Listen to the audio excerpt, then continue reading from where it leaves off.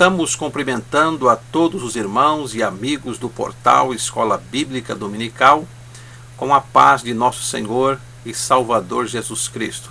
Somos gratos a Deus por mais esta oportunidade que Ele nos concede de podermos dar início a mais uma pré-aula da revista Jovens da CPAD. Hoje comentaremos a lição de número 12, portanto a penúltima lição deste primeiro trimestre de 2015, cujo tema é: Eu creio que a vontade de Deus é perfeita. Caso deseje assistir às demais aulas desse trimestre, poderá fazê-lo acessando os links relacionados na descrição deste vídeo. Divulgue o portal EBD aos seus amigos, irmãos, alunos e demais professores da Escola Bíblica Dominical. Esta ferramenta foi criada para auxiliar professores e alunos no aprendizado da Palavra de Deus. Lembramos que através do portal também é possível baixar o esboço desta aula. Professor, como objetivos para esta aula, seus alunos deverão saber: primeiro, o que é a vontade de Deus? Segundo, como podemos descobrir a vontade de Deus? Terceiro, o que fazer quando nossos planos não dão certo? Na primeira lição desse trimestre, estudamos sobre o Deus Pai. Vimos, entre outras coisas, que Deus não é uma força, como muitos dizem. Ele é uma pessoa, um ser pessoal. E como tal, Ele manifesta a sua vontade ao homem e se relaciona com ele. Desta maneira, não basta saber que Deus existe, é necessário conhecer a sua vontade para que possamos manter um relacionamento pessoal com Ele. O Senhor Jesus nos deixa muito claro que, ao cumprir o seu ministério terreno, Ele estava acima de qualquer coisa, fazendo a vontade do Pai. No Salmo 40, verso 8, parte A, lemos assim: Deleito-me em fazer a tua vontade, ó Deus meu. Conforme Hebreus 10, 7 e 9, onde esse versículo é repetido duas vezes, o escritor sagrado aplica esse texto a Jesus Cristo, revelando-nos que ele deleitava-se, isto é, tinha prazer em fazer a vontade do Pai. Ensinando os seus discípulos a orar, o Senhor disse: Seja feita a tua vontade, tanto na terra como no céu. Mateus 6, 10. Em João 4, 32 e 34, quando os discípulos insistem com Jesus para comer, ele lhes disse: Uma comida tenho para comer que vós não conheceis. A minha comida é fazer a vontade daquele que me enviou e realizar a sua obra. Um outro grande exemplo que o Senhor nos dá sobre sempre aceitarmos a vontade de Deus está em Mateus 26 e 39. E indo um pouco adiante, prostrou-se sobre o seu rosto, orando e dizendo: Meu Pai, se é possível, passa de mim este cálice. Todavia, não seja como eu quero, mas como tu queres. Jesus estava antevendo todo o sofrimento pelo qual ele passaria na cruz. Angustiado e triste, fez esta oração, porém deixando muito claro que a prioridade não era a sua vontade, mas a de Deus. É importantíssimo que aprendamos qual é a vontade de Deus para as nossas vidas, pois só assim poderemos agradá-lo. Um dia, Jesus estava falando à multidão, quando disseram para ele que sua mãe e seus irmãos estavam lá fora querendo falar com ele. Jesus então pergunta para a multidão: Quem é minha mãe? E quem são meus irmãos? E apontando para os seus discípulos, disse: Eis aqui minha mãe e meus irmãos, porque qualquer que fizer a vontade de meu Pai, que está nos céus, este é meu irmão, e irmã e mãe. Mateus 12, 46 a 50. A vontade de Deus nem sempre será a nossa. Estamos dispostos a aceitar um não de Deus quando queremos um sim? Porque quando Deus faz aquilo que pensamos ou planejamos, dizemos para todo mundo que Ele é o nosso Deus e não há outro. Agora, quando ele não faz o que queremos ou almejamos, será que ainda dizemos que ele é o nosso Deus? Aceitamos a vontade de Deus, mesmo que ela não seja a nossa vontade? Pense nisso. O que é a vontade de Deus? Primeiramente, precisamos entender o que é vontade. Como diz David Gardner, uma vontade é um desejo, como uma criança tem vontade de tomar sorvete. Vontade é uma determinação, como uma criança sem vergonha que determina que vai chorar até que alguém compre sorvete. Uma vontade é apenas o que uma pessoa deseja ou determina que vai ser feito. Bem, está óbvio que os seres humanos têm vontade. Mas será que Deus também tem vontade? Com base na Bíblia Sagrada, afirmamos categoricamente que sim. Veja o que diz o texto bíblico desta lição. E não vos conformeis com este mundo, mas transformai-vos pela renovação do vosso entendimento, para que experimenteis qual seja a boa, agradável e perfeita vontade de Deus. Romanos 12, verso 2. Portanto, Deus não somente tem vontade, mas a sua vontade é boa, agradável e perfeita. Quando se fala da vontade de Deus, a maioria dos estudiosos a vêem sobre vários aspectos. No entanto, para facilitarmos a compreensão, citaremos apenas os 3 aspectos mais conhecidos, a saber, a vontade descritiva ou soberana, a vontade perceptiva ou revelada e a vontade permissiva ou perfeita. Vontade soberana. Nesta expressão da vontade de Deus, ele ordena soberanamente tudo o que vai acontecer. Isto é, nada acontece fora da vontade soberana de Deus. Isto pode ser confirmado através de alguns versículos, como Efésios, capítulo 1, verso 11. Nele digo, em quem também fomos feitos herança, havendo sido predestinados conforme o propósito daquele que faz todas as coisas, segundo o conselho da sua vontade. E Jó 42, verso 2. Bem sei eu que tudo podes, e nenhum dos teus pensamentos pode ser impedido. Vontade revelada. Nesta expressão da vontade de Deus, ele escolheu revelar parte da sua vontade na Bíblia Sagrada. Esta é a sua vontade declarada a respeito do que devamos ou não fazer. Por exemplo, por causa da vontade revelada de Deus, podemos saber que é a sua vontade que não roubemos, que amemos nossos inimigos e que nos arrependamos de nossos pecados e que sejamos santos como ele é santo. Vontade permissiva.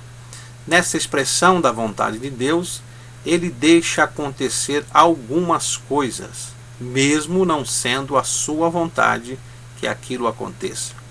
Observe o que nos é dito sobre este assunto na nota de rodapé de Isaías 53:10 da Bíblia de Estudo Pentecostal.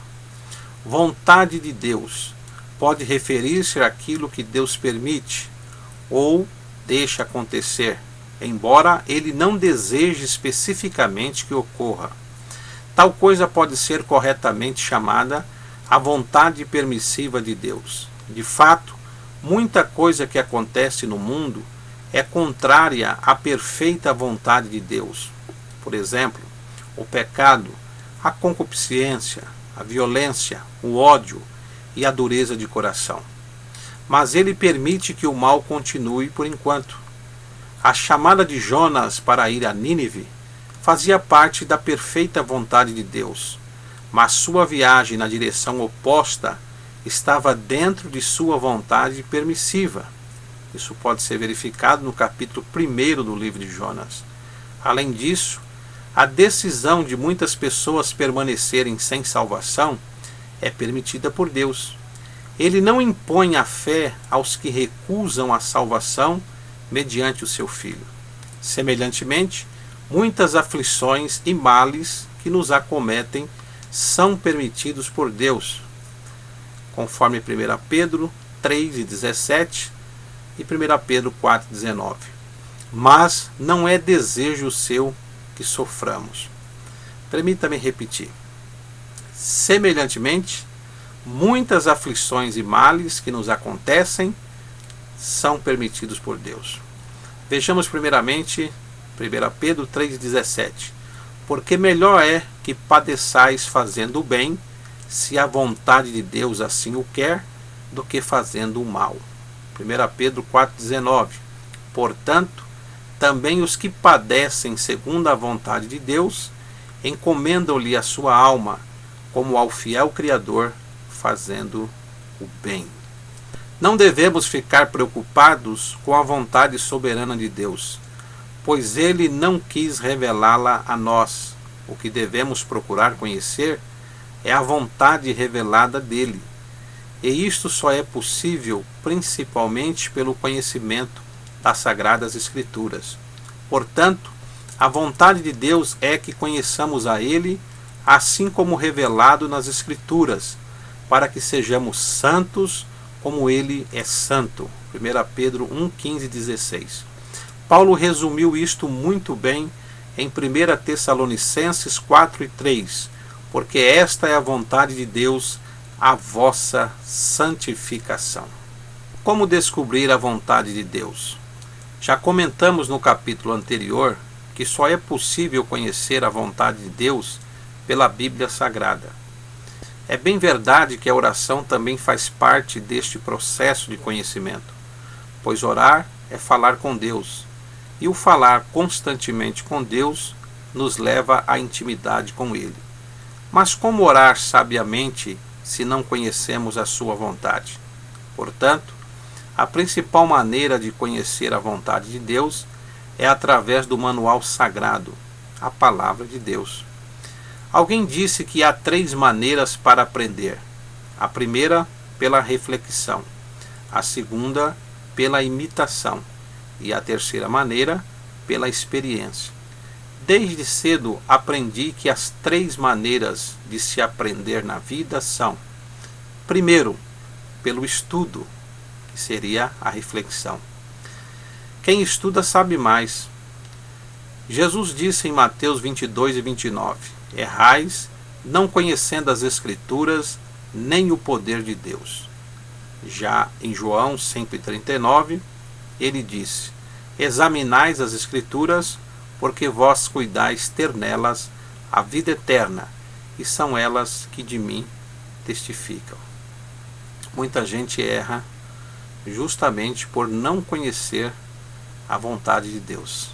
E a vontade dele, repetimos, só é possível saber através da Bíblia Sagrada.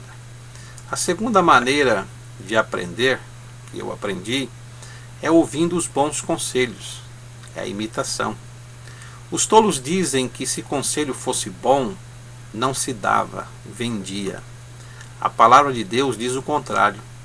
Não havendo sábia direção, o povo cai, mas na multidão de conselheiros há segurança. Provérbios 11, 14. Diz ainda, ouve o conselho e recebe a correção, para que seja sábio nos teus últimos dias. Provérbios 19 e 20. É impressionante como a maioria das pessoas tem facilidade de seguir os maus conselhos. Agora os bons são poucos. Por isso, seguir o conselho que mais nos agrada nem sempre é a melhor opção. Ouça e pratique os bons conselhos e serás sábio. A terceira e última maneira que queremos citar, que aprendemos nesta vida, é quebrando a cara. A expressão é forte, mas isso diz respeito à experiência. Quantos de nós já não tivemos a triste experiência de fazer algo que sabíamos que era errado e depois tivemos que arcar com as consequências? Aprender pela experiência é o processo mais difícil e não é o recomendável. porém pode ser evitado se valorizarmos as outras duas formas de aprender, isto é, através do estudo e ouvindo os bons conselhos. Sejamos sábios, aprendamos através do estudo da Palavra de Deus, como também ouvindo e praticando os bons conselhos que nos são repassados pelos nossos pais, amigos e pastores. Oremos para que Deus nos oriente, a fim de que sempre saibamos qual é a vontade dele para as nossas vidas. E quando os nossos planos se frustram? A partir do momento que buscamos conhecer a vontade de Deus para as nossas vidas, é importantíssimo que vivamos segundo a sua vontade. Sempre que trocarmos a vontade de Deus pela nossa, sofreremos consequências. Por isto, grave muito bem esta frase: toda desobediência gera uma consequência. Permitam-me repetir: toda desobediência gera uma consequência. O profeta Jonas, já citado, aprendeu duramente que não vale a pena desobedecer a Deus, pois pagou um preço muito alto pela sua desobediência. Existem muitos filhos de crente, por exemplo, que sabem que Deus ordenou na sua palavra que eles devem honrar pai e mãe para que vivam por muito tempo sobre a terra. Êxodo 20, verso 12. No entanto, uma boa parte entra por caminhos errados e o resultado todos nós sabemos. São mães solteiras, jovens drogados, delinquentes, presos e até mortos.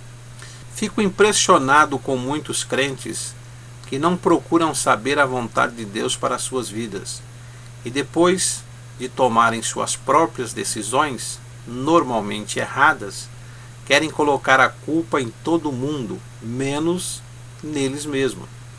Por exemplo, as pessoas que vão fazer o seu imposto de renda, porém, no intuito de tirar vantagens, mencionam lançamentos inexistentes para gerar abatimentos. Depois que caem na malha fina e são multados e, consequentemente, condenados a pagar tudo com juros e correções, dizem que o capeta está querendo acabar com elas, que estão na prova porque o diabo se levantou contra as suas vidas. Irmãos, Satanás nunca prestou.